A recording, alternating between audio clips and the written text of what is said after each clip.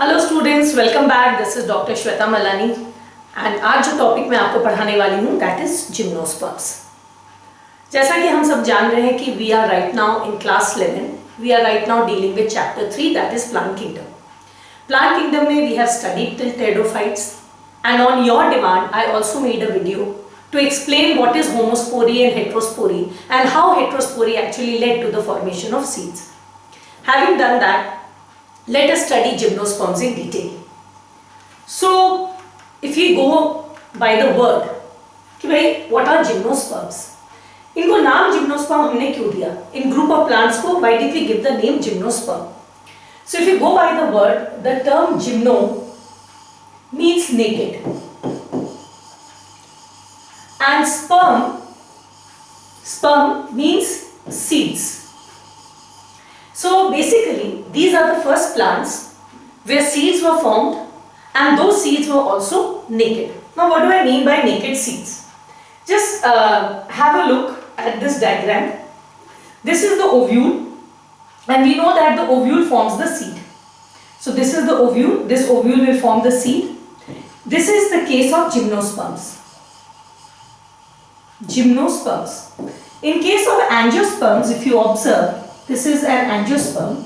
This ovule is further covered by a covering.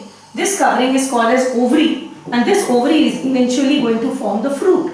That means in them the seed is protected on the outside by ovary which will form fruit. That is, seed is within protective structures called as fruit. Where in case of gymnosperm there is no ovary.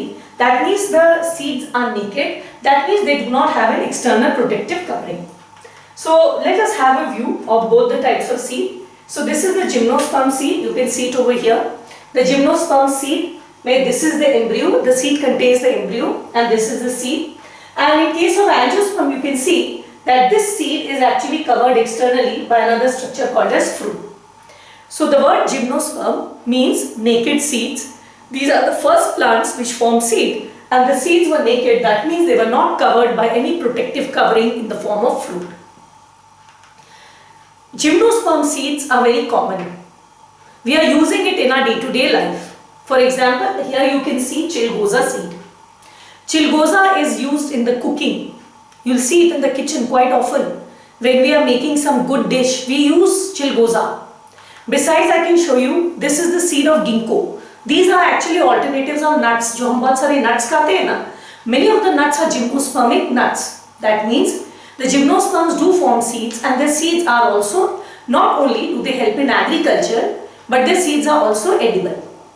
Now we say that gymnosperms are the first plant which formed seeds, and seed formation was a big leap in the process of evolution. So let us first analyze what is the advantage of having a seed.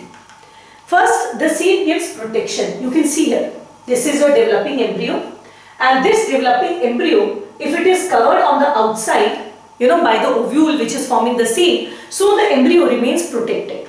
Second, it also provides food. It's a food supply, not to you, not to us. Yes, we also eat gymnosperm seeds as food, but here I am talking about this embryo. This embryo gets food. So the embryo is never in a hurry to germinate. ऐसा नहीं है कि अगर plant से गिरा seed तो seed को तुरंत जर्मिनेट करना जरूरी है. Why? It can thrive on this reserve food. This seed provides it the reserve food, and this in turn allows the seed to remain, the plant in fact to remain dormant for years. A phenomena called as perennation. Dormant for years मतलब आपने ऐसे भी अपने घर पे देखा होगा. What I am talking about right now is angiospermic seed. चना का सीड या राजमा का seed, you must have seen, it is kept in the bottle for months, and months के बाद भी when you put the seed in water, the embryo within the seed germinates. Why? Because the seed has reserve food. The embryo thrives, survives on that reserve food. उस reserve food पे वो जिंदा रह सकता है लंबे समय तक, जब तक कि उसको फेवरेबल कंडीशन ना मिले जर्मिनेट करने के लिए. तो ऑब्वियसली इसमें chances of survival of the embryo क्या हो गया? It has increased many fold. And last, they may be carried by wind और water. Now this I want you to understand. Since the embryo is covered by seed, see this is my embryo which is to germinate into a new plant. So this is my parent plant, right? and this parent plant has made seed. Had the seed fallen here and the new plantlet would have come out right here itself, then both the new plant and the parent plant, they would have competed for the same nutrients. अगर दोनों एक ही मिट्टी में उगने लगेंगे, then they will compete for the nutrient. As a result, what will happen? There will be nutrient sharing. As a result, what will happen? Neither the new plant, this new plant which I am drawing, neither this new plant nor the parent plant will get sufficient food. But seed allows, what happens? For the new plantlet, the new sporophyte to disperse at long distances. And of course, if the seed germinates here to form a new plant, right, it is not sharing the resources of the parent plant. As a result, what will happen? Even this will grow healthy and this will grow healthy. So these are some of the advantages of seed formation. So as we have learned just now, that gymnosperms are, the name itself suggests that they are plants who have, for the first time, they are bearing seeds. But the seeds are naked, that is, it is not enclosed within any structure called as ovary or the fruit. These seeds, they are of great importance both to the nature as well as to us. To us, many of the seeds are edible, so we consume them. To the nature, it is very important because the developing embryo being confined within the seed, it gets assured food for some time. As a result, it can take time to decide when to germinate and germinate only under favorable condition so that its probability of survival will enhance. Not only that, it also helps in dispersal of the young embryo a little far away from the parent plant so that they do not compete for resources and both of them they can maintain a healthy life. Now I will go for some gross gymnosperms what are some common points. So we know that the gymnosperms are the first true land plants. True land plants, why? Because they are finally over with water. They do not need water for photosynthesis. For that they can take it by their roots, and they do not need water for gamete transfer because the gamete transfer can be done here by wind. Okay? And at the same time they have naked seeds. That means seed has been formed though it is naked without any fruit. Now we will go for some general characteristic of gymnosperm. So as you can see here, we all know that a gymnospermic plant represents the diploid sporophytic phase in the life cycle. You know that an adult gymnosperm, it represents the sporophytic phase, and the sporophytic phase is basically diploid in nature. This is known to us. The size of a gymnospermic plant may vary. It may be moderate size, you can see here as in case of ginkgo, or it may be palm-like as you can see over here in cycas, or they can be actually very tall as in case of conifers. Please learn these examples very well. They come in the medical entrance examination, right? That means the size of the plant may vary from a moderate size to very tall size to in fact even some plants looking like palm plants. Now since the plant is, I will show you this gymnospermic plant, sequoia. It is the tallest gymnospermic plant. You can see how huge the plant is. The tallest gymnosperm, I said they vary in size from medium to this to even tall, but the tallest one is actually sequoia, which is also called as redwood tree. And you can very well see here how, if humans are of this size, you can imagine how tall the plant is. I am showing you some more of the photographs to make you realize how big the plant is. Just one branch has been cut, and imagine how a small branch of the plant, what is the diameter of just one branch of the plant. That means they vary in size. They can be moderate size, palm size. They can be then middle size like the ginkgo or the conifers who are tall, or they can be so tall as this sequoia plant, which is actually the tallest gymnosperm. Since it is the plant body is a sporophyte, it is differentiated into root, stem and leaf. Of course, we know that this plant, it will have niche mein root, then it has stem and it has leaves. So let us study one at a time. How are the roots, how are the stem and how are the leaves in case of gymnosperms. So we will start first with the root. In case of root, I just want to tell you. So in gymnosperm, the root is mostly taproot, right? Now regarding taproot, I want to tell you something, and what I want to tell you, I want you to see that gymnosperms are the first plant where seeds have come. So this is the seed, and we know that within the seed, the embryo actually rests. So this is the embryo, You know that that part of the embryo which goes upward and will form the shoot, that is called the plumule. I'm sure everyone knows this, is called as plumule. And that part which will actually go down and later form the root, this is called as the radicle. Okay? Now, in taproot what happens? This radicle, it becomes prominent and it forms the main root. And from here, a number of, primary and secondary and tertiary branches arise. Such a root system is called as taproot system. That means in taproot you have one primary root and many small rootlets coming on either side. This type of a root structure is called as taproot structure. Now taproot is characteristic of gymnosperms, of course, and also few angiosperms. Now few angiosperm में कौन सा angiosperms? You know that angiosperm have been divided into two groups. One is the dicot and the other is the monocot. I have often found that children feel that dicot is more advanced than monocot. मैंने अक्सर देखा है कि बच्चों को ऐसा लगता है कि dicot is more advanced. But let me tell you, in the course of evolution, dicot came first and monocot came later. That means monocot are the more recent representative of angiosperm. So this taproot system is not only found in gymnosperm, it is also found in the dicots of angiosperms. In monocots, the root system changed a bit. Now let us see how it changed. Let me draw the same diagram. This is my seed. Now the part that will go down, this is the radicle. Here the radicle will form and this is your plumule or the stem. From the base of this stem, not one but many roots will arise and all of them will have equal importance. It's not like taproot.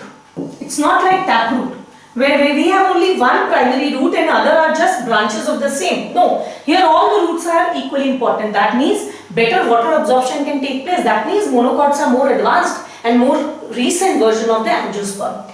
This type of root where a lot of primary roots, they arise from the base of the stem. This is called as fibrous roots. Okay, this is called as fibrous roots. So for the timing, I want you to know that in gymnosperm, the root is taproot. You should also remember that in angiosperm, in dicots also, the root is of taproot. But besides that, in many representatives of gymnosperms, the root is associated with other organisms as well. Now what is this? Let us see that. So in case of Pinus, let me first talk about Pinus. What happens in Pinus is, I don't know whether you can see this, I'll show you a little big. I want you to see this little bigger. See this? If you look at the root system of Pinus, besides containing, and I have a branch over here. So this is my root. You can see it's a taproot system. It has branches and rebranches like this. And on its root, we find a fungal association. The fungus grows along with this. Fungal association. See here, this is your root. The root which I have drawn in red, this is the root. And over the root, you can see this whitish growth. This is the growth of fungus. So in case of Pinus, the root is taproot, of course, but the root forms an association. What type of association? A symbiotic association. What type of association I said? A symbiotic association. Now what is a symbiotic association? It is an association between two different organisms. The organisms are completely different. Here one of them is gymnosperm and the other is fungi. And mostly they come together for some mutual benefit. I will give you something, you give me something in return. Right? So what happens in many cases in gymnosperm, especially in Pinus, the roots, they form symbiotic association with fungi. And this association is called as mycorrhiza. I am sure you have heard the word mycorrhiza. Now this mycorrhizal root, what is the advantage of this? This fungi, I will show you another diagram just now. It penetrates deep into the soil, goes deep into the soil where this plant cannot reach. So since I made the fungi with blue, I will make it with blue. It will go to those places where the root of the plant cannot go. and it will procure minerals and water to the plant. Minerals and water to the plant. And in return, the plant will give it food and shelter. Why? Because you know that fungi are heterotroph, they cannot make their own food. So since it is giving minerals and water to the plant in return provides food to this fungi. So this is a win-win situation for both of them. The fungi is getting something which it desperately needs, that is the food, and the plant is also getting something which it desperately needs, that is nutrient from far off places, in case, especially in those cases where the soil is of very poor quality. So I really need to make a good hunt to get some good minerals for my personal growth. So this association is typical in case of Pinus, and this association is called as mycorrhizal association. So there you can see, I want you to see this mycorrhizal association. You can see a diagram over here, how well the fungi has formed a net over the root of the angiospermic plant. And I also want you to look at this visual. You can very well see this is a normal root, so its normal capacity to work is within this area. Once the fungi grows, it can invade deep into the soil and provide nutrition to the plant. This was the case of Pinus. But in case of Cycas, another example of gymnosperm, Cycas is another type of gymnosperm, the story is little different. What is the story? Let us try to see it. First see this. This is a typical, this is the diagram of a Cycas. That Cycas is actually a palm-like plant.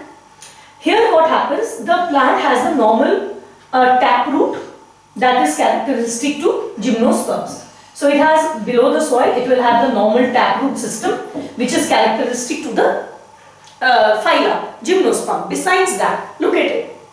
It has a cluster of special roots on the surface of the soil. We use a word over here, and the word is apogeotropic. These roots are apogeotropic, means these roots are found on the surface of the soil, rather below the soil. Below the soil I have my normal roots. They are actually absorbing water and moisture for me. But besides that, I have developed a dense mat of root on the surface of the earth. And you can see this root is called as the precoloroid root. This root is called as the precoloroid root. Once it forms a very good dense network of this precoloroid root, what happens is, this will invite cyanobacteria. You remember cyanobacteria, Nostoc and Anabaena?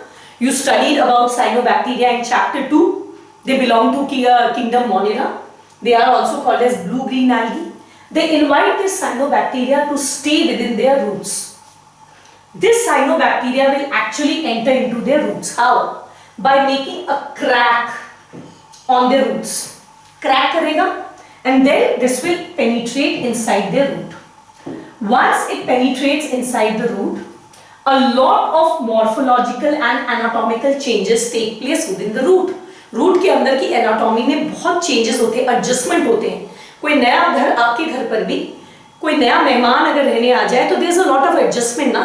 You try to study shift the study room to there, then the drawing room to there, so that you can accommodate another family within your house. So within this root, coloroid root, the precoloroid root, a lot of anatomical changes take place just to accommodate this cyanobacteria.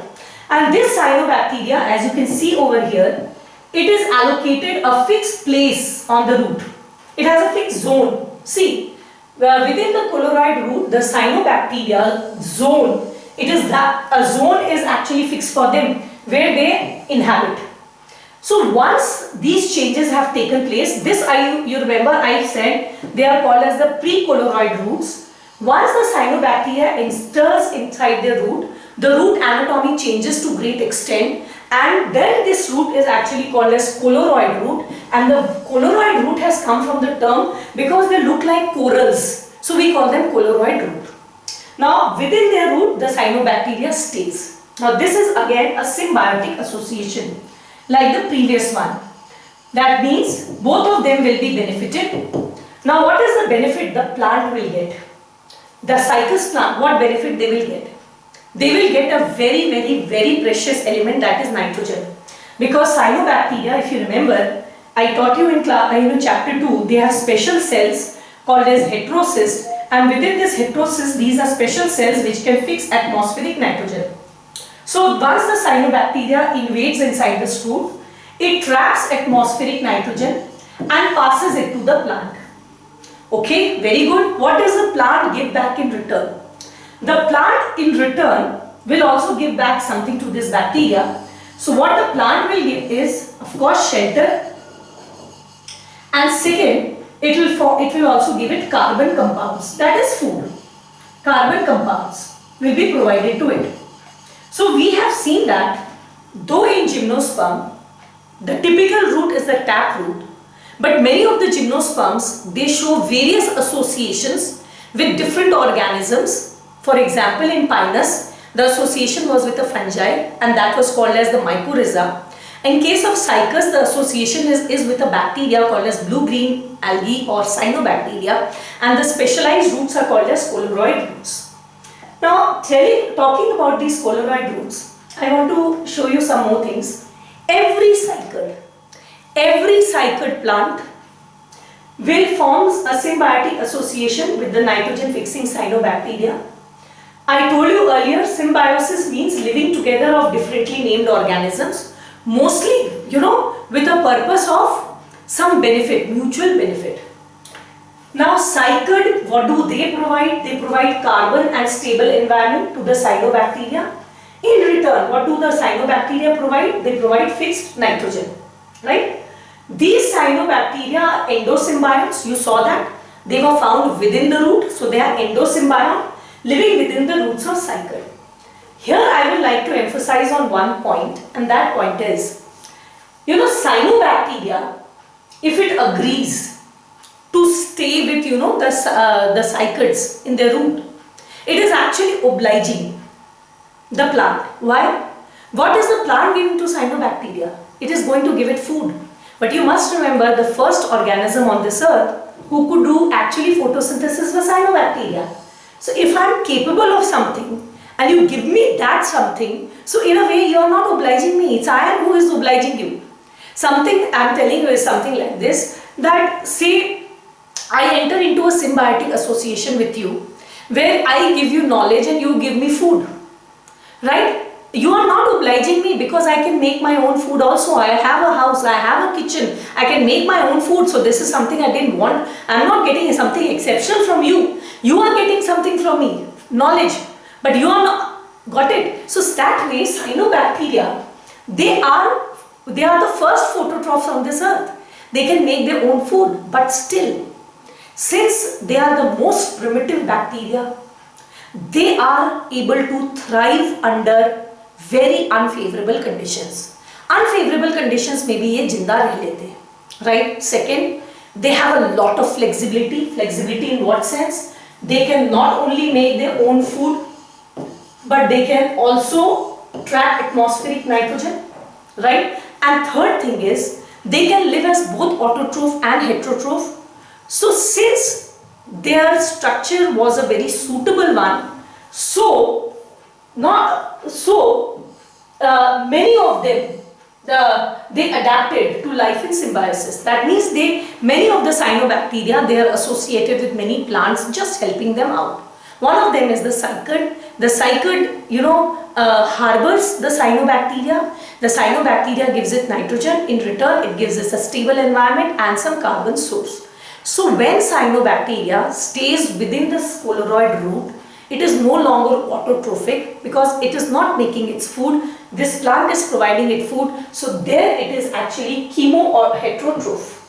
They live as heterotrophs, but only few cyanobacteria do this task. Or most of the cyanobacteria, they are free living. They live free living in the soil. They trap their own food. They trap their own nitrogen, and they do not require any association with plant. Only few of them are very courteous, that despite having this ability to make their own food, they give their services to other plants. They stay with them, they fix nitrogen with them, and they give up their most unique character, that is of photoautotrophism, and they adopt to a heterotrophic mode of life, right? So this is about the root system in gymnosperms.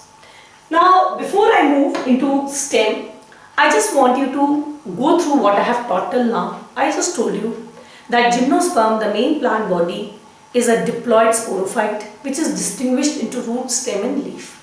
The root is taproot, but in many plants, in many types of gymnosperm, the roots show association with another organism. For example, in Pinus, the association is with fungi and the association is called as mycorrhiza.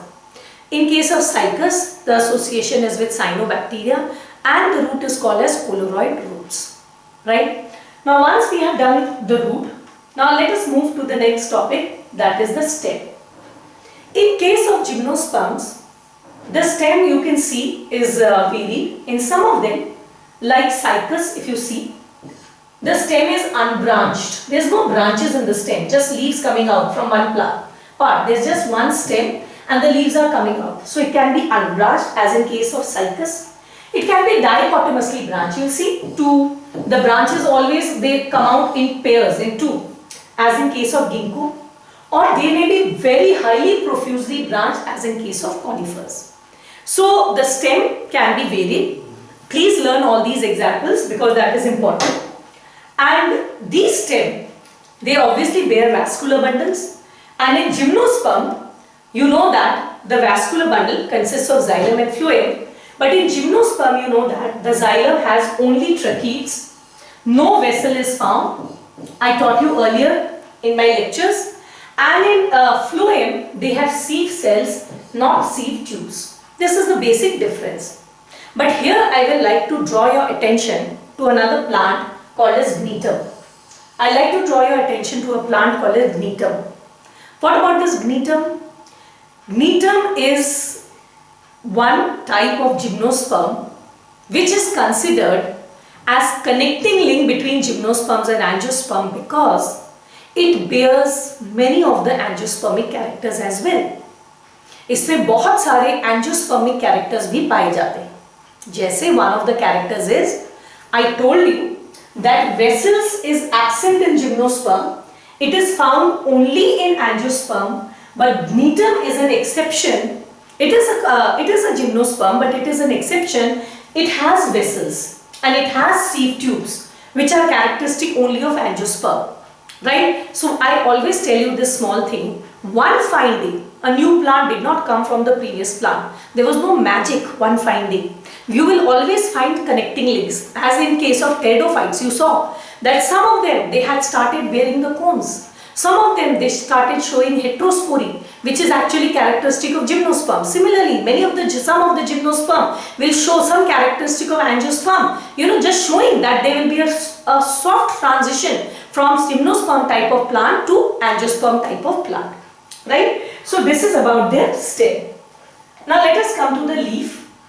If you come to the leaf, you will see that the leaf structure also varies in gymnosperm. In some plants like ginkgo, the leaves are quite simple leaves, while in some plants like Cycas, the leaves are pinnately compound. You can ask me, ma'am, what does pinnately compound means? I am not going to tell you now because after 2 chapters I will teach you this in detail in morphology of flowering plant. Right now it is difficult for you to understand, so just learn it. Very soon I will be telling you what is a pinnately compound. And in many, like Pinus, the leaves are needle-like. You can see here, they are needle-like. So this is how the shape of the leaves, they vary among gymnosperm. But one thing that is common about the leaves of all gymnosperm is, I am just showing you, now look at here, the leaf of gnetum. Does it not look like a typical angiospermic leaf? It has prominent veins and veinlets, something which is characteristic to angiosperm. I told you now, gnetum shows many of the characteristics similar to those of angiosperm, so we also call them to be connecting link. Anyways, everything said and done, I just want to tell you that in gymnosperms, all types of gymnosperms, they show some common characters. What are the characters? The leaf shows xerophytic adaptation. Xerophytic, you know, a xerophyte is a plant which lives in desert. So they show xerophytic adaptation. Now you say, ma'am, gymnosperms are not found in deserts, so why are the leaves showing xerophytic adaptations?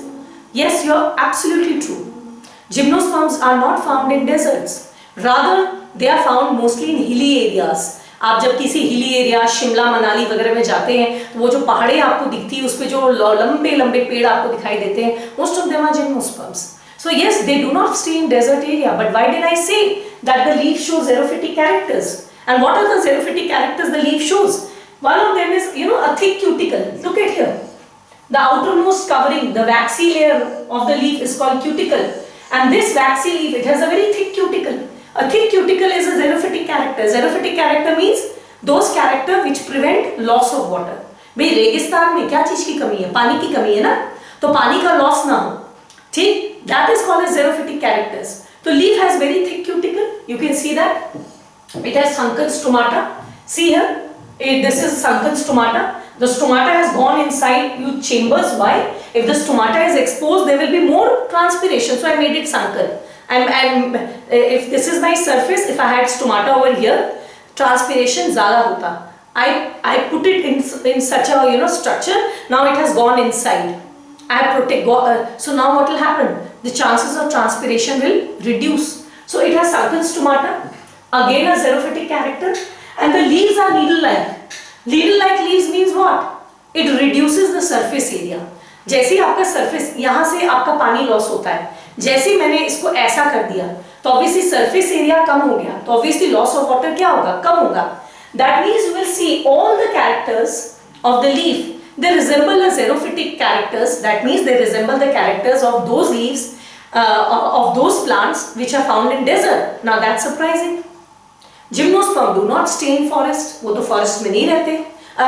Again sorry. Gymnosperm तो आपके desert में नहीं रहते, right? तो फिर desert वाले सारे leaf के character क्यों कर रखे हैं? That is some question. One question that should come to your mind, and I will explain you why. The reason is, I told you most of the gymnosperms are very tall. ठीक है? And another thing, say the leaves are needle-like. Needle-like leaves means reduced surface area, less transpiration. And another thing you know that here pollination takes place by wind. So normally gymnosperm they stay in those localities which are windy, जहाँ हवा बहुत चलती है. और obviously अगर हवा ज़्यादा चलेगी तो obviously क्या करेगी? वो प्लांट से ट्रांसपिरेशन भी ज़्यादा कराएगी. प्लांट का पानी भी तो ज़्यादा उड़ेगा ना. आप जब कपड़े भी बाहर सुखाते हैं और हवा चलती है तो क्या होता है? कपड़े का पानी उड़ जाता है. वैसे ही gymnosperms being tall, तो at the upper layer of the air, जो एटमॉस्फेयर का थोड़ा सा ऊपर वाला लेयर है, एयर का जो थोड़ा ऊपर वाला लेयर है, उधर पे आपको मालूम है विंड भी ज़्यादा जोर से चलती है. एंड जितना ज़्यादा विंड ब्लो करेगा उतना ज़्यादा क्या होगा? It will pull away the water from the leaves of the plant. So in order to prevent the loss of water, what they did it, despite not staying in the desert, but they stay in windy areas. Now the challenge with them is the same as the challenge faced by a plant which lives in desert. उनको भी problem क्या है? भाई मेरा पानी नहीं उड़ जाए. इनको भी क्या प्रॉब्लम? पानी नहीं उड़ जाए. इसलिए इन्होंने अपने लीफ के सारे कैरेक्टर्स उनके जैसे कर दिए. किनके जैसे? वैसे प्लांट जो xerophytic in nature है उनके जैसा कर दिया, so that loss of water through transpiration can be minimized. Right? So this is about the main plant body, that is a sporophyte, as I told you. And the sporophyte is distinguished into root, stem and leaf. So I taught you what type of roots are found in gymnosperm, what is the characteristic of stem in gymnosperm, what are the variants of leaves found in gymnosperms, and what are the characteristic of leaves found in gymnosperm. Now having done this, now we will move into the next and most vital topic, that is reproduction in gymnosperm. Reproduction, teaching you reproduction is not as challenging for me right now, because while teaching heterospory, to some extent have already taught you the life cycle or the reproductive cycle of gymnosperm. जब मैं आपको heterospory पढ़ा रही थी तो उसमें मैंने काफ़ी हद तक gymnosperm का life cycle आपको पढ़ा दिया, लेकिन कुछ चीज़ें छूट गई हैं. So you have to hear me very carefully, with patience. I will have more diagrams now, and then you will understand the perfect life cycle or the reproductive cycle of gymnosperm. So you know that in gymnosperm, the main plant body is a sporophyte, right, which is distinguished into root, stem and leaf. Also you must know this very small fact is that not only the main plant body is a sporophyte, but the ploidy of the sporophyte is two-in. They are diploid in nature. And what is the purpose of the sporophyte? The sporophyte will form spores whose ploidy is N. They will form spores whose ploidy is end, right? So they, in this process, meiosis must occur at some point. This is something you must remember. So the main plant body in gymnosperm is a sporophyte, which is distinguished into root, stem and leaf. Since it is a diploid sporophyte, through meiosis it will produce haploid spores, right? So how does this happen? This spore formation takes place in special leaves, you know that. These leaves are called as sporophylls, right? You know that these sporophylls, they are found in clusters and they form a structure called as cone. Okay? So let us see this. I told you at maturity, some of their leaves, they become modified to form the sporophylls, and these sporophylls are compactly arranged to form the cones or the strobili. I am just showing you another diagram of cone formation in them. Now you know that they are heterosporous. So two types of spores are needed to be formed. इनमें दो तरह के spore बनेंगे, microspore and megaspore. So accordingly, the sporophyll will also be of two types. That sporophyll जिसमें microspore बनेगा, that is called as microsporophyll, and that जिसमें megaspore बनेगा, that is called as megasporophyll. Right? You know that microsporophyll, they cluster together to form the male cone, and the megasporophyll, it clusters together to form the female cone. Just see that. Sporophylls are of two types, the microsporophyll and the megasporophyll. The microsporophyll compactly arranged to form the male cone, and the megasporophyll, they compactly arrange to form the female cone. So you can see here, this is megasporophyll, it forms the female cone. This is the microsporophyll, many microsporophyll, they together form the male cone. Good enough? Now, both the male and female cone may be present in the same plant, as in case of Pinus. Look at here. In Pinus, in the same plant, you will find a male cone and a female cone on the same plant. One word for that is, monoecious. Bisexual plants are also called as monoecious. Right? One way to remember is, see, bisexual. Why? Because both the sexes are found here, both male and female. So bisexual, and bi का उल्टा क्या होगा? Mono. तो जब shears के time में बोले monoecious, then we call it as monoecious. Bisexual is also called as monoecious, and unisexual is also called as dioecious. तो uni के साथ आता है dio, and bi के साथ आता है mono. This is a trick I am just telling you how to find it out. So what I want to tell you is, I told you that they are clustered to form cones. There are two types of cones, male cone and the female cone. There are some species which contain both the male and female cone. You have to remember one more thing over here. Say this is the male cone, right? It is made up of microsporophyll. And say this is the female cone. It is made up of megasporophyll. I can have both of them in the same plant, but or they can be found in two different plants. This in one plant and this is one other plant. One plant bearing only, like in cycas it so happens, cycas may either the plant is a male plant or the plant is female plant. They don't bear both the types of cones in the same plant. But in Pinus you can find both of them in the same. But never will you find a case that in one cone I have both the micro and mega sporophylls. This is not possible. You cannot have a cone like this, which has both microsporophyll and megasporophyll. This is not possible. You can have a plant which can have both male and female cone, as in case of Pinus. Or you can have plants which will have different, like in cycas. Either it's some cycas, they contain either the male or the female. Is that clear? Now that we know that the main plant body is sporophyte, and the plant body is sporophyte, so it will form spores. The spores are haploid, and you know the cycle. The spores will form gametophyte, the gametophyte will form gamete, the gamete will fuse, form zygote, the zygote will fall down, and another new sporophyte will be formed. So let us now study the steps once again. I have already taught you in heterospory, but I am going to teach you some extra points today as well. So let us proceed from here, from the male part once. Now the leaf where the microspores will be formed, these are called as microsporophyll, you know that. And the थैला जिसके अंदर microspore बनेगा, that is called as microsporangia. अच्छा, you will not forget this small point over here is that the plant is diploid. This you will just not forget that the plant is diploid, right? So and the spore is haploid. जो spore इससे बनेगा that is haploid. You cannot forget that. होता क्या है? The main plant body is a sporophyte, जिसमें spore बनेगा, male spore बनेगा. That is the male cone. Male cone का one unit को हम कहते हैं microsporophyll. Within that we have microsporangia, and this microsporangia will contain, I'll just show you right now, many cells. These are the last cells which are diploid. This will be called as microspore mother cell, which are diploid in nature. Which are diploid in nature, which are 2n in nature. Why? These are the cells which will undergo meiosis to form microspore.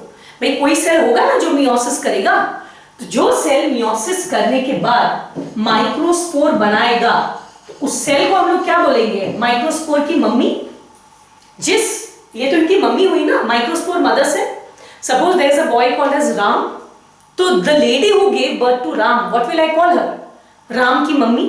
वैसे I have to make microspores over here which are haploid. So those cells within this microsporangia which will actually undergo meiosis,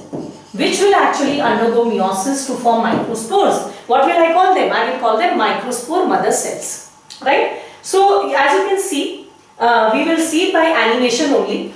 So this is the male cone. One of the leaf is called as microsporophyll. It has microsporangia. And this microsporangia is filled up with a group of cells called as microspore mother cell, which are diploid in nature, and say their number is 10. I don't know, I think 4, 8, yes 10. Now you know that meiosis में एक cell से 4 cell बनता है. We form 4 cells from one cell, right? So if I have 10 microspore mother cell, once they undergo meiosis, they will form 40 microspores. 1 से 4 बनेगा तो 10 से 40 बनेगा. And these microspores are now haploid. These are the last cells which are diploid because the entire plant is diploid.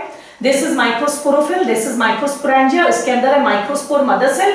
The last cell which is diploid, which will undergo meiosis to form microspores. Once the spore is formed, you know that in gymnosperm the spore doesn't fall. It is retained within the sporangia, and the spore gets converted into the male gametophyte, that is pollen grains. And the pollen grain is also haploid. So the 40 microspore will get converted into 40 pollen grains. Great. Now what is pollen grain? You know that pollen grain is basically the male gametophyte. तो spore से हमने बना दिया gametophyte. So this is the male gametophyte. Great. ठीक है. So this is your male gametophyte. ये हमने बना दिया. ठीक है. अब ऑब्वियसली अगर ये pollen grain मेल गैमेटोफाइट है तो क्या बनाएगा? मेल गैमेट बनाएगा. अभी तक टेरिडोफाइट्स में आपने पढ़ा था that the gametophyte had antheridia. The gametophyte, say this it is a gametophyte, that is the pollen grain. It would have antheridia, and within this antheridia the male gametes were formed. For the first time in gymnosperms, there is no antheridia, nothing, do it. The male gametophyte itself will form the male gamete. So this male gametophyte, that is pollen grain, it divides to form 2 cells. One of the 2 cells is called as the generative cell, and the other is called the tube cell.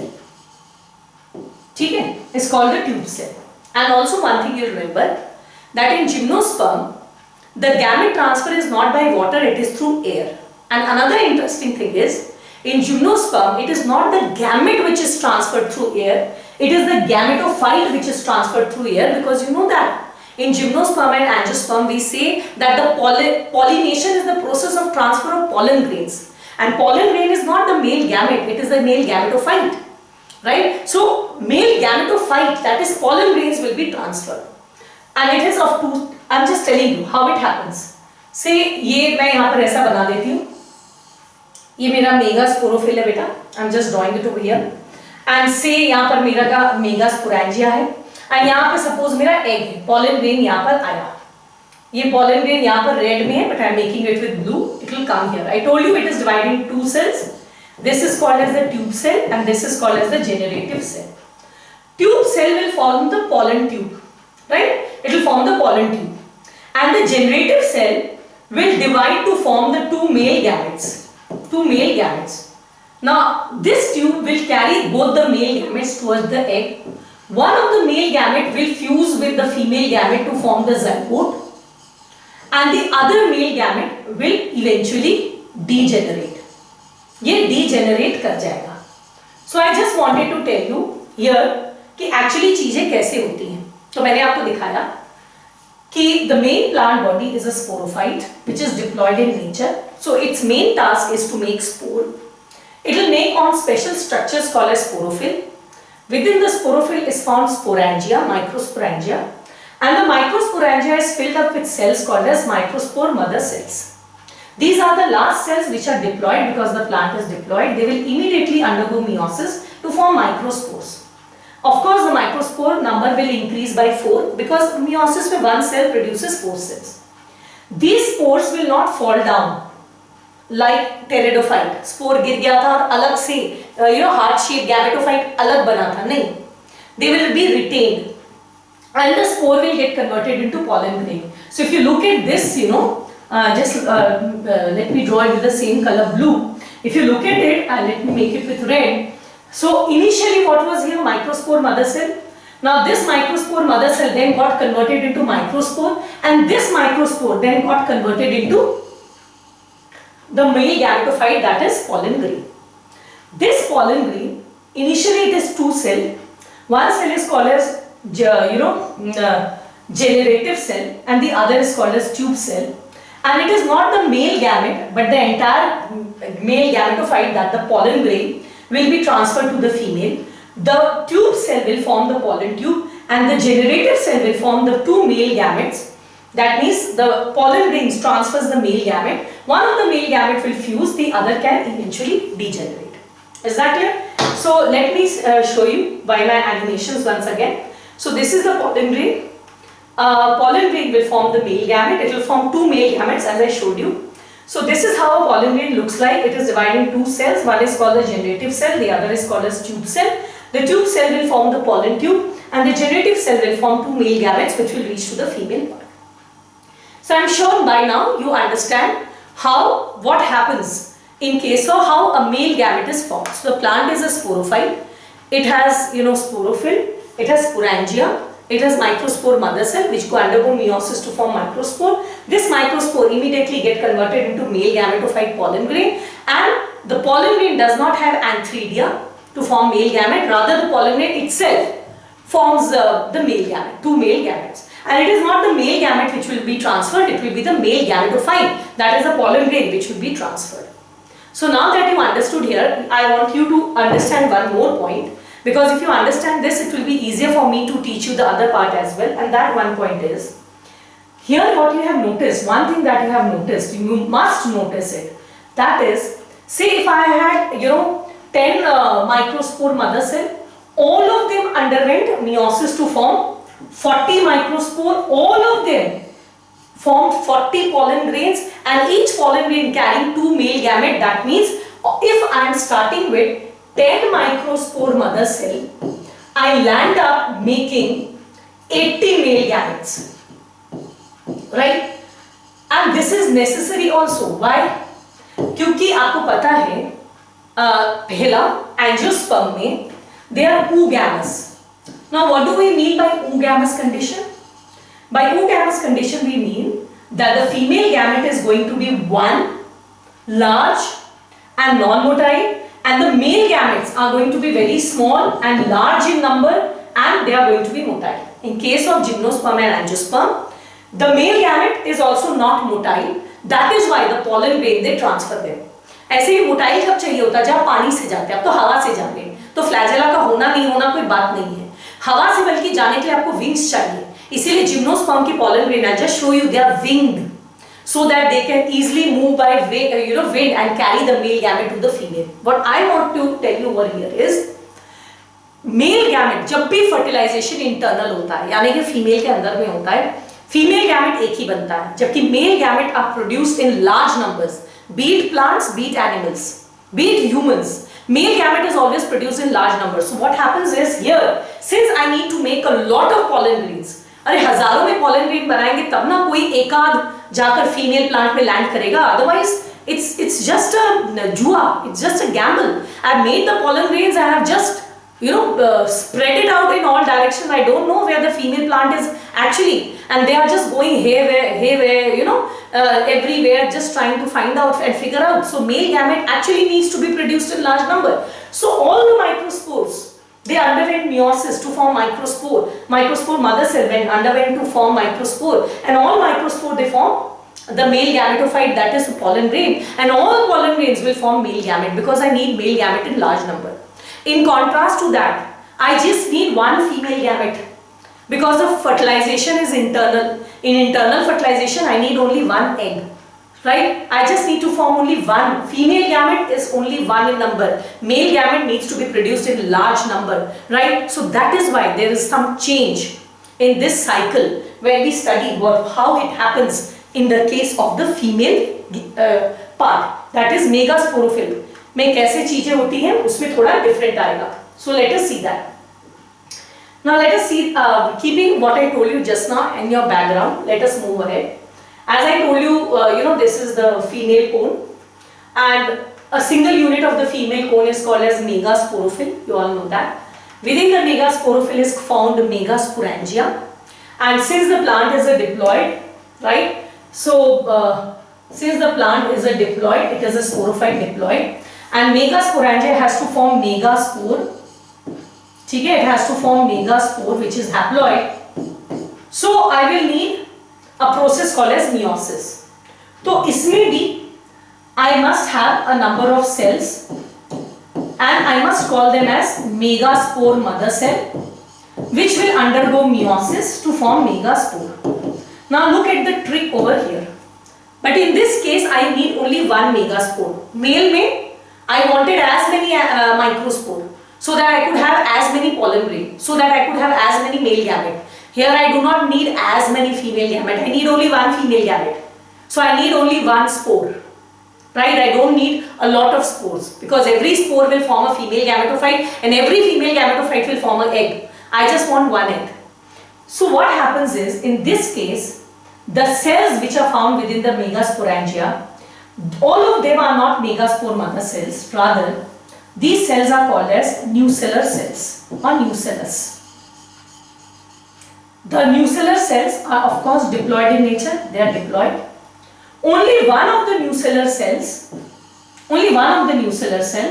it acts as megaspore mother cell. Of course, this megaspore mother cell is again diploid. This is also diploid. Right? Now this megaspore mother cell will undergo meiosis, as I taught you, and it will form MEIO. It will undergo, just a second, it will undergo meiosis to form 4 megaspores. You know that. Because meiosis के बाद हमेशा 4 cells बनते हैं. So it will form 4 megaspores. But I am not interested in 4 megaspores. I am just interested in 1 megaspore. Because 1 megaspore will form 1 female gametophyte and I have formed only 1 female gamete. So you see some of the changes in contrast to the male. Again, this is megasporophyll, this is megasporangia. It has a lot of cells. All of the cells are not megaspore mother cell. Most of them we call them nucellus. They provide nourishment to the egg because the egg has to be big and containing most of the food. Now this megaspore mother cell will undergo meiosis and will form 4 megaspores. Now this megaspore ka ploidy is N. The ploidy of the megaspore is N. Of the 4, the 3 will degenerate. Right? So let me degenerate. 3 will degenerate and only 1 megaspore will be left. This is the one functional megaspore. So if you look at this structure now, what happens, right? Abhi jo ye structure tha, see how it will get modified now. Let me use the same colors. So this is my blue color ka leaf. This is my megasporangia or the ovule. Megasporangia also called as ovule. It has a lot of nucellar cells. And this is the megaspore mother cell which form 4 megaspore. 3 degenerate and only 1 megaspore is left. This megaspore will form the female gametophyte जिसको हम लोग embryo sac भी बोलते हैं. So this is my female gametophyte, this megaspore, green to green. It form the female gametophyte, जिसको हम embryo sac भी बोलते हैं. We also called it as embryo sac. Very good. Female gametophyte बन गया. What about the remaining nucellar cells? These remaining nucellar cells, they will migrate to the periphery and they will provide nourishment to the female gametophyte. Now second, another difference you will notice, in contrast to males, the male gametophyte, that is the pollen grain, it directly gave rise to the male gamete. Here archegonia will still be formed. So each female gametophyte, that is embryo sac, will contain 2 to 3 archegonia, and each of the archegonia is going to bear one egg. Right? So finally my female gamete egg has been formed. You know that this is megasporangia, which is also called as ovule. The ovule has single integument as in case of gymnosperm. ये जो बाहर का covering है integument, this is single integument in case of gymnosperm. In angiosperm, this is two-layered integument. So integument. So integument. So let me teach you over here. So this structure is my ovule, which will eventually form the seed. It is uni-integumented. It has nucellar cells. One of the cell is megaspore mother cell. It undergoes meiosis to form 4 megaspore. 3 degenerate. The remaining 1 megaspore forms the female gametophyte, that is the embryo sac, and within that, 2 to 3 archegonia is formed. 2 to 3 archegonia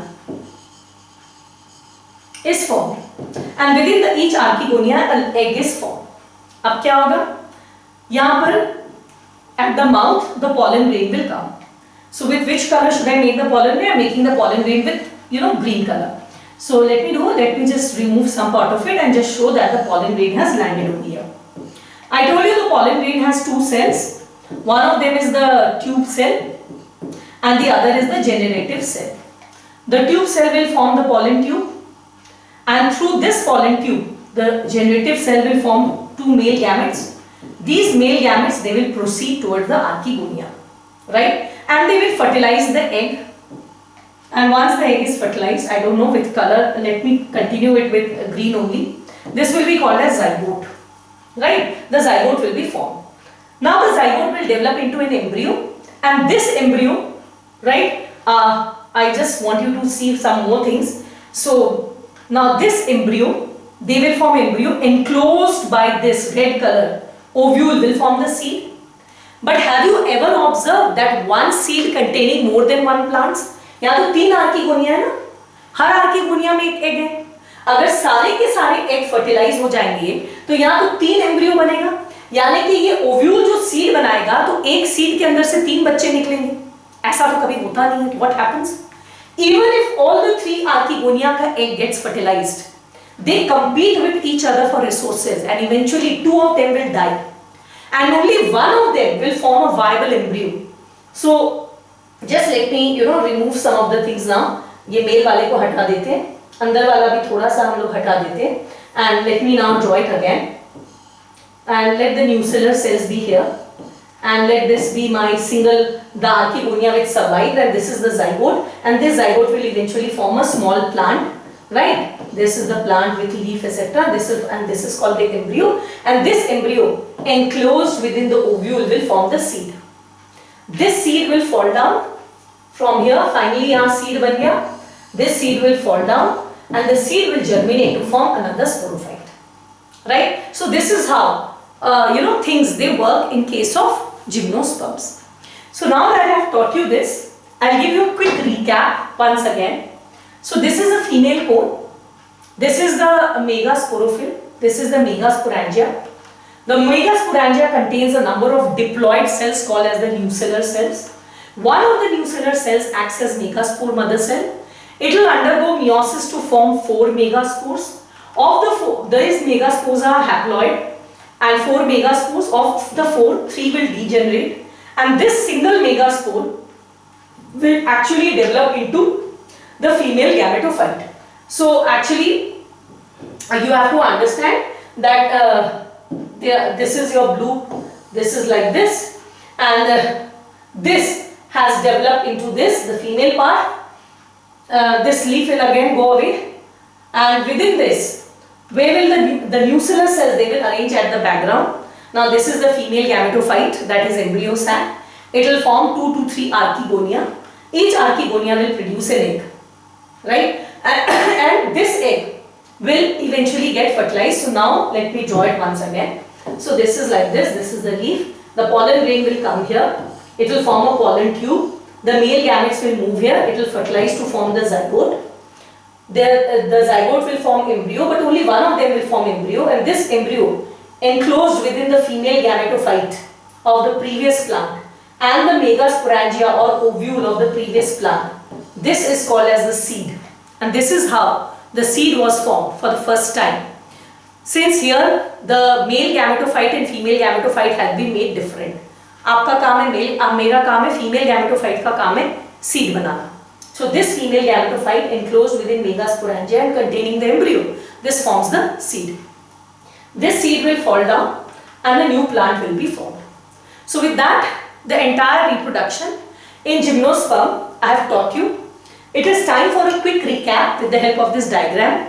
And once we have done the quick recap, we are going to see some more photographs to understand the process before we end the chapter by going through the economic importance towards the end. So now let us have a quick recap. So this is my main plant body, which is a sporophyte. So it has root, stem and leaf. Besides, it has microsporophyll and megasporophyll who have been organized into male cones and female cones. In case of male, the microsporophyll has microsporangia, which has microspore mother cell, which will undergo meiosis to form microspore. The microspores will form pollen grain, within which will be formed the male gamete. This is the female cone. This is megasporophyll, megasporangia. These cells are nucellar cells. This is megaspore mother cell. It will undergo meiosis to form megaspore. 3 of them will degenerate. 1 of them will form, they are green in color, the female gametophyte. And this female gametophyte will have 2 to 3 archegonia, each containing the egg. The male pollen grain will fertilize, will bring the male gamete. The male female gamete will fertilize to form zygote. 2 of them will perish and 1 of them will survive. This will form the embryo, and this embryo surrounded by this ovule will eventually form the seed. Right? So nice diagrams. I hope you must have enjoyed. I have made it with a lot of effort, trying to put a lot of animations. I hope you must have liked it. So now just let us see whatever we have learned with some more visuals. So just find us. See, this is the male cone. This male cone, there is a central axis. You can see there is a central axis, and it has microsporangia, microsporophylls on either side. Now within the microsporophyll, you can see there are microspore mother cell. I am just putting out one of them. Microspore mother cell will undergo meiosis to form microspores. So as many number of microspore mother cell, 4 times the microspores will be formed. These microspores will form the male gametophyte, that is pollen grain, and the pollen grain is normally winged in case of gymnosperms. Why? Because the wind will transfer them to the female part. Now let us come to the female. This is the female cone. This is all the megasporophyll. They are compactly arranged to form the female cone. This female cone has megasporophylls. Within each megasporophyll we have the megasporangia. See, this is my megasporophyll, and within this is the megasporangia.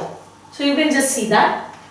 Within this megasporangia, I have nucellar cells and a megaspore mother cell. The megaspore mother cell will form megaspore, and within that megaspore, that megaspore will develop into female gametophyte. So let's see, this is female gametophyte. Each of them will contain 2 to 3 archegonia. Have a good look. This is your, have a good look how it looks. This is one megasporophyll, right? This is your megasporophyll. This megasporophyll had megasporangia. Within the megasporangia, now if you look at here, they were nucellar cells. One of the nucellar cells, it formed megaspore mother cell. 4 megaspores were formed, 3 degenerated. This one megaspore formed the female gametophyte, that is the embryo sac, and within that 2 to 3 archegonia is found. Okay? Now just in enlarged view, see, this is the archegonia containing the eggs. Right? Now what happened? This is the neck of the archegonia. Here the pollen grains, they will be moved by wind, and the pollen grains will land here. Once the pollen grain lands, just look at the diagram over here. This pollen grain, I don't know if it's clearly visible or not, it forms a pollen tube. And within this pollen tube, and this is this is your archegonia. This is your female gametophyte, this is archegonia, and within the archegonia you have the egg. This pollen tube will move towards the archegonia. Once it moves, more diagrams to come. The pollen grain, we have pollen grains, they are forming tubes, pollen tubes. There is a pollen grain. There are two archegonia, each having an egg. They will carry the male gamete and that will fertilize to form the zygote. Now more than one zygote has been formed within one ovule, one seed. One of them will degenerate, right? Only one will survive. And this will form the embryo, and this embryo enclosed within the ovule, that will actually form the seed. So I think I have showed you enough diagrams. Now you can, this is how the unfertilized ovule looks like. Once fertilization has taken place, this is how it looks like, and after fertilization it forms the embryo. And this ovule will form the seed. And the seed has only single integument. You can see this. There is a single integument. So with that, this is how my seed will look. Just see this. This is the seed. It is naked, and here is the embryo within this. And this embryo is basically the next generation sporophyte. As the seed falls down, this will form the next generation sporophyte. So, I don't know whether you need another quick recap or not. If you don't need, you can just fast forward it. And if you think you need another recap, you can just join me very quickly.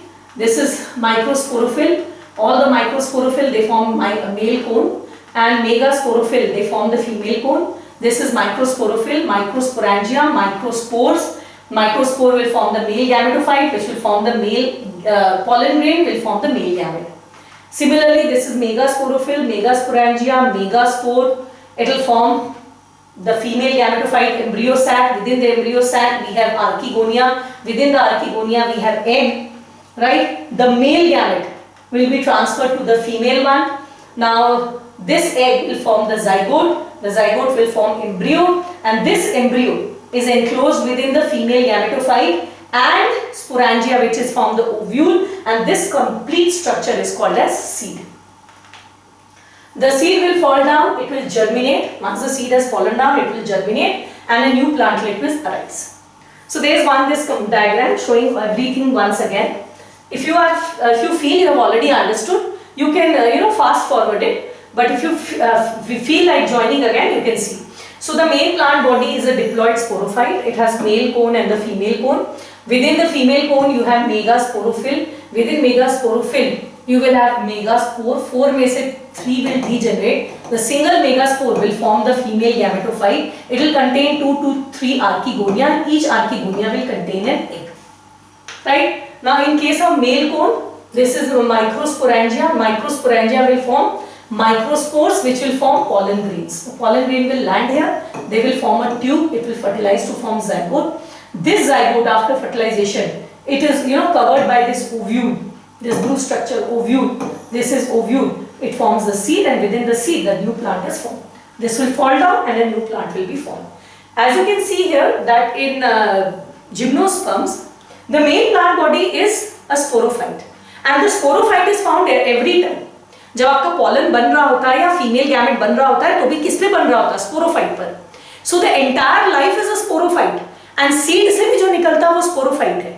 Gametophyte is formed temporarily only for the purpose of reproduction. So the life cycle is called as diplontic, because the entire life is diploid. The haploid male gametophyte, that is pollen grain, and the female gametophyte, that is embryo sac, is formed for a very less time, that too only during the period of reproduction. Otherwise, the entire plant lives as a sporophyte. So the life cycle is also called as diplontic life cycle. Right? So another diagram, this you can also find in your notes. So this is how it evolved. In case of bryophyte, the main plant body was a gametophyte and the sporophyte was parasitic on it. In pteridophytes, the main plant body was a sporophyte, but gametophyte was also independent and free living. And in case of gymnosperms and angiosperm, the main plant body is sporophyte and gametophyte is parasitic. So as I always tell you by my fingers, I say in pteridophyte, it is gametophyte sporophyte. In in bryophytes it is like this, in pteridophyte it is like this, and in gymnosperm and angiosperm it is reverse. If this is gametophyte, sporophyte. In pteridophytes, this gametophyte and sporophyte both independent, and in gymnosperms and angiosperm it is sporophyte के ऊपर gametophyte. This I have discussed with you many times. So now I hope gymnosperm and the entire life cycle is very clear to you. The gymnosperms have been divided into 4 groups. It has not been mentioned in your NCERT, but examples they come in medical. So you will learn it. They are the Cycadophyta, which includes the cycads. Next is the Ginkgophyta, which includes ginkgo. Third is Coniferophyta, which includes the conifers. And fourth is Gnetophyta, which includes the gnetum. Here I will tell you 2 things which has come in medical entrance examination. Cycadophyta is more gymnosperm-like.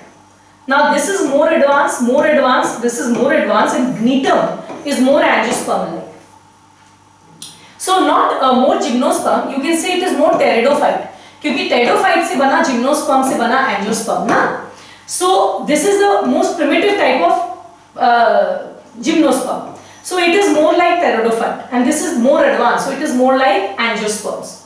So I will tell you, a question comes, I told you, in case of gymnosperms, the male gametes are non-motile. मैंने आपको बताया ना, the male gametes are non-motile, so they are carried by the pollen grains, and these pollen grains, they have wings.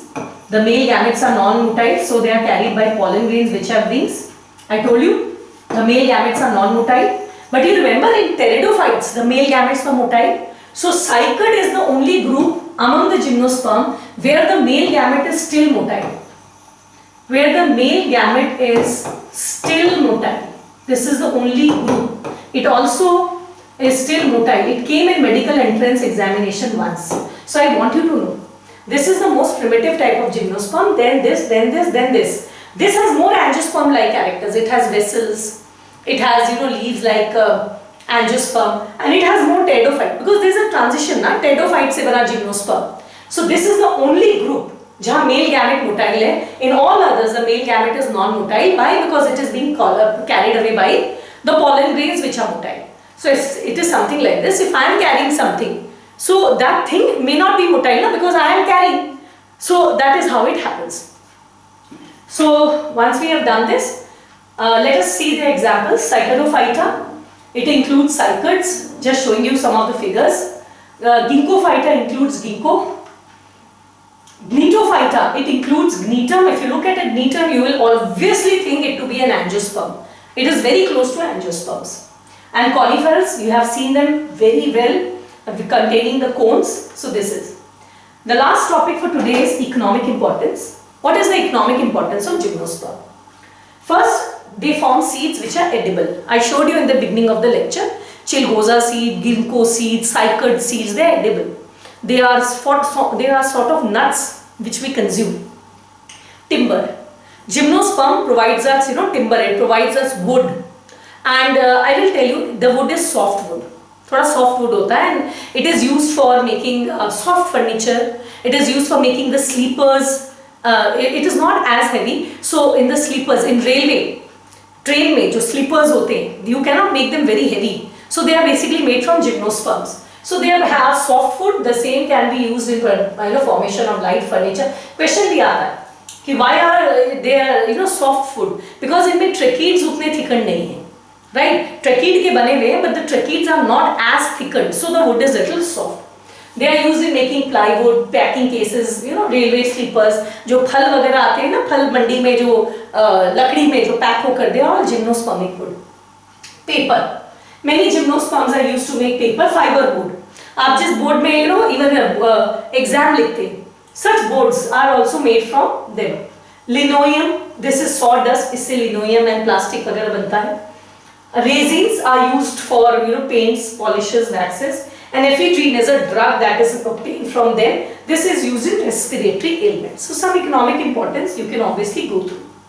Now before I end, I will try to share one more interesting fact with you about gymnosperm, because it has come in medical entrance examination once. That is, in many gymnosperms, what happens is they do not have, if you look at a gymnospermic leaf, अगर आप एक gymnosperm का leaf देखेंगे, तो normally क्या होता है, angiosperm का पहले समझिए, angiosperm में क्या होता है, there is a vein which is supported by many veinlets, and what is the function of these veinlets? These veinlets they transfer water minerals to every part of the leaf. ये leaf के हर part तक इसको लेकर जाते हैं. बहुत सारे gymnosperms में what happens is like in Cycas and Pinus, these veinlets are not present. So since they do not have these veinlets, there's a huge, बस एक आपका बीच में vascular bundle है, veinlets नहीं है, तो leaf के किनारे तक पानी कैसे पहुंचाए? That is a problem. So what happens is in them, if this is the vascular bundle, this vascular bundle is surrounded by special cells called as transfusion tissue. Sorry, this is the vascular bundle. This is surrounded by special cells called as transfusion tissue. You can see that. And what is this transfusion tissue made up of? It is made up of tracheids, parenchyma and albuminous cells. And what is the function of this transfusion tissue? The function of transfusion tissue is, lateral dispersal of water and other content to other parts of the leaf.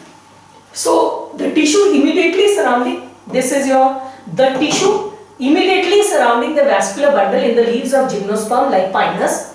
They are called as this tissue over here, as I am saying, is made up of tracheids with parenchyma cells containing some tannin-like substances as well. यहाँ कुछ tannin-like भी होता है. And this tissue is found exclusive in gymnosperms only. किसी और plant में नहीं होता है. And they are believed to transport material between vascular bundles and the mesophyll. Right? So with that, we have completed everything about gymnosperms. Now it is time that we have a quick look at what is there in your NCERT. Right? Before I conclude my today's lecture. So over to NCERT. So open page 38 of your NCERT. Here you can find the topic gymnosperm.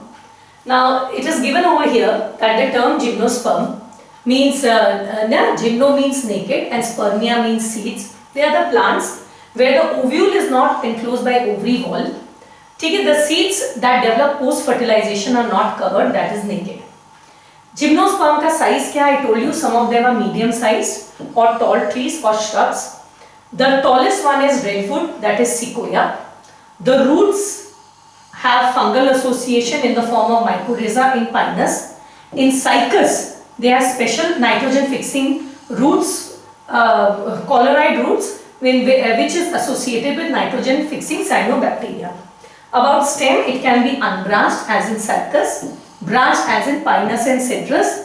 The leaves may be simple or compound. In Cycas, they are pinnately compound leaves. The leaves, they show characters so that it can be adapted to extreme of temperature and humidity and wind. For that, in conifers, the leaves have become needle-like to reduce the surface area. Besides, they have a thick cuticle and sunken stomata to reduce the loss of water. Right? Now, going ahead, see this. The gymnosperms are heterosporous. They produce two types of spores, the microspores and the megaspores. Right? The two kinds of spores are found within sporangia, and the sporangia are found on sporophyll, and the sporophyll, they form a lax or compact strobili or cone. Now, this word lax, microspore and megaspore produce in the same lax in gymnosperm. Lax represents compact strobilus which bear microsporophyll and megasporophyll. Right? This point where the microsporophyll and megasporophyll, that is the cones, are formed, this is called as lax. So all these compact cones, they are also called as lax. The strobili which bear microsporophyll, microsporangia, they are called the male strobili. They form microspore which will form the male gametophyte. The male gametophyte is highly reduced. Now keep an eye over here. It is highly reduced. This is a favorite question in medical. You must have noticed that the gametophyte is going on reducing. In case of pteridophyte, if you remember, the gametophyte was like this multi-celled. It had many cells Amphibia and Archegonia. But in case of gymnosperm, if you see, The male gametophyte or the pollen grain was basically made up of two cells. One was tube cell and generative cell, and generative cell will further form two gametes, male gametes, and besides at times it also has one or more cells. That means the male gametophyte is made up of only 5 to 6 cells. This gametophyte ka structure, it goes on reducing. This came as a question in medical. In angiosperm, the male gametophyte is still smaller. It is just made up of 3 cells. In gymnosperm, it is made up of 4 to 5 cells. I mentioned only 3 of them, but it is made up of 4 to 5 cells. There are 2 prothalli cells also. I didn't tell you about that. But please know that when as you proceed from algae to bryophyte to pteridophyte to gymnosperms and angiosperm, the structure of gametophyte goes on reducing. If you remember in case of bryophyte, how it looked. In case of bryophyte, it was something, the male gametophyte was like this, and it had Antheridia and Archegonia and rhizoids or something like this. In case of pteridophytes, it was again heart shaped with multicellular this and this. But in case of gymnosperms, it is just 4 to 5 cells, and in case of angiosperm, it's going to be perfectly made up of only 3 cells. That is, the male gametophyte has actually reduced in size. It is confined to only a limited number of cells. This male gametophyte is also called as pollen grains. The development of pollen grain takes place within the microsporangia. And the microsporangia. Now we'll come to the female one. The cone bearing the megasporophyll, they contain megasporangia. Then in case of cycas, now this male and female, they may be in the same plant or different. I told you. The male or female cone may be born on the same tree. Let me just put it a little more up. The male and female cone may be born on the same tree as in Pinus. This is very, very, very, very important question in medical. Right? That is also, you can also write it over here. Since they are present on the same plant, you can write it here. They are called as monoecious. M-O-N-O-E-C-I-O-U-S. Monoecious. लिख लीजिए, question आता है. In which of the following plants are monoecious or dioecious? So, male and female plant are present, born on the same plant. Male and female cones. The plant is bisexual, so it will be called as monoecious. While in case of cycas, however, in cycas, the male cone and the female cone are born on 2 different trees. This is called as dioecious. D-I-O-E-C-I-O-U-S. Please write it down. It comes in medical. Which of the following plant is dioecious? Cycas. Now, in case of female, you know that the megaspore mother cell is formed from one of the cells of the nucellus. The nucellus is protected by a structure called as ovule. The ovule is born on megasporophyll. Take one of the megaspores. Only one megaspore is formed. It will form meiosis to form 4 megaspore. Only one of the megaspore will develop into a female gametophyte that will bear 2 or more archegonia. The multicellular female gametophyte is retained within the megasporangia. Now this next statement which I am showing, this is very, very, very important in medical. Unlike bryophyte and pteridophyte, the male and female gametophyte do not have independent free living, very, very, very important, free living existence. What it is trying to say, just see this. In case of bryophytes, if you observe, the gametophyte is free living. It is the sporophyte which is parasitic. It is the sporophyte which is parasitic. But the gametophyte is free living. In case of pteridophytes, this main plant is a sporophyte, right? But the gametophyte, heart-shaped prothallus, it is free living. That means in bryophytes and pteridophytes, the gametophyte is free living. The gametophyte is free living.